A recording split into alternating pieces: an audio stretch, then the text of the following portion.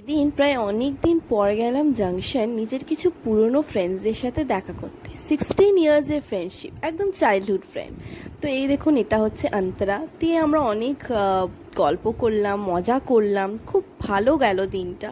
আর আমরা ওয়েট করছিলাম খুশির, এই তো খুশি এলো অ্যাজ ইউজুয়াল লেট। দেন আমরা এত দিনের জমা গল্প, পেনপেসি, তারপরে হাসি মজা করলাম।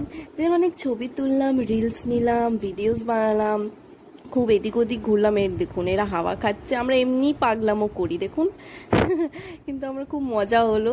আর এই দেখুন ভিউটা কি সুন্দর না।